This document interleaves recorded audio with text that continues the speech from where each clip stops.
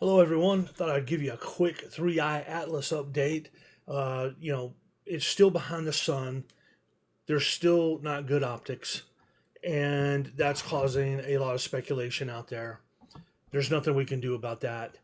There are some amateur setups on Earth that have very limited optics, apparently because I think that it's possibly um, near the sun's corona, and this one guy, Dobsonian Power, he's putting these filters on his telescope to protect the lens and protect the sensors, and he's able to get like some really vague images, right? And those are driving a lot of speculation because it's focusing on the anti-tail, but there's just a general saying that it doesn't look like a comet, right? But look, no one has really good optics on it right now. It's just how it is.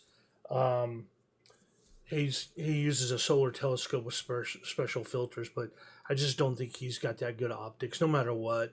But Dobsonian says that Three Eye Atlas is currently moving towards the Gemini constellation, and it will become visible again before dawn in November.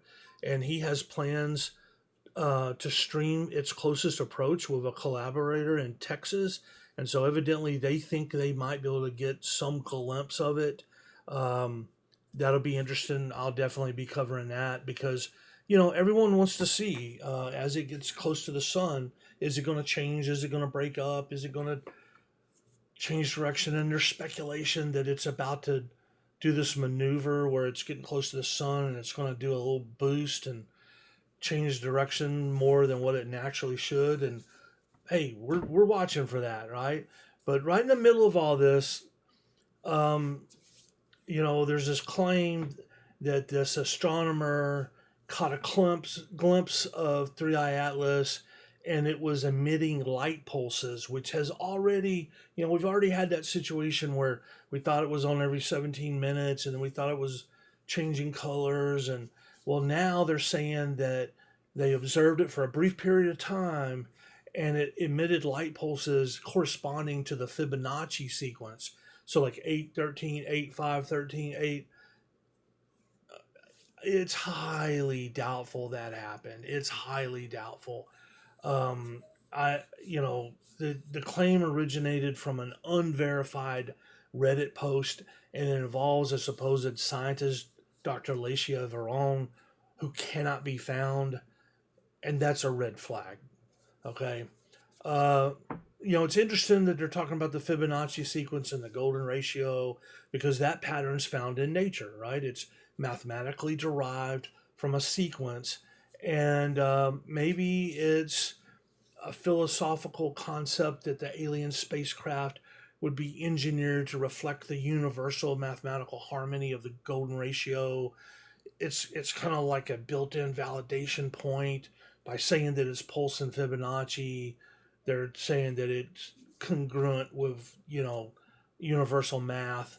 And while all that is pretty interesting, we just don't have any real evidence of it. And there were two Russian astronomers that did validate that Three Eye Atlas is emitting light pulses, and we don't know why or what that's about.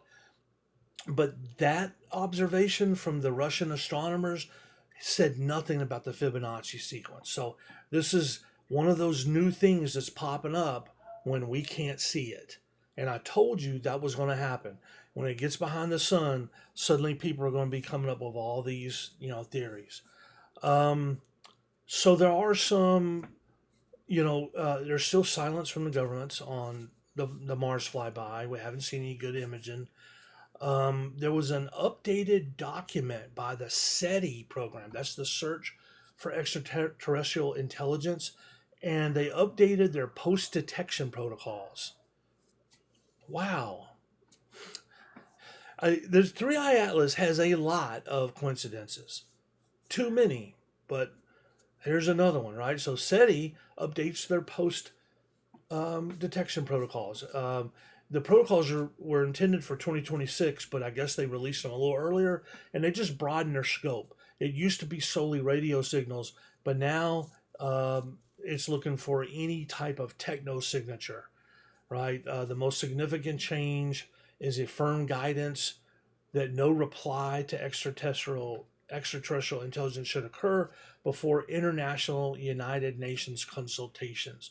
So no independent observatory should try to shoot a laser back and respond, right? Because I mean, at that point, and I get this, if you're if alien life did contact us and we started answering back, at that point, whoever's answering back, whoever's signaling back, now represents all of mankind.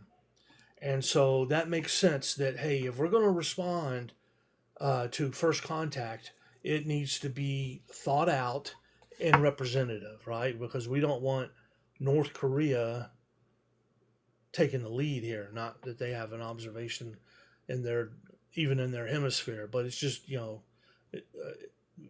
observation stations are in South America.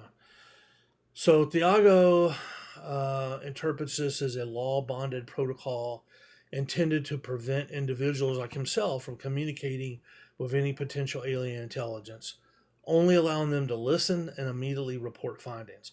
So even if you were to, like, an alien were to show up at your house, they're asking you not to start communicating with them.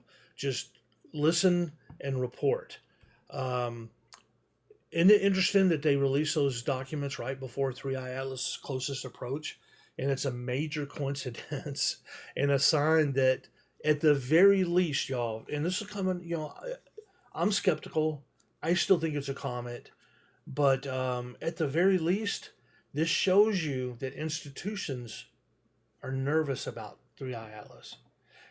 That's letting you know that there's at least a percentage chance out there that they're thinking that there could be something. Right? There's a theory out there that Three Eye Atlas is simply a distraction, right? And but I don't think it's a distraction. I think it's real. And when you start thinking about the timed release of the Seti protocols, that makes you think they could be hiding something. I mean, from a skeptical point of view, I'm telling you, they update the post detection protocols and they hadn't released any data to us. What are they sitting on?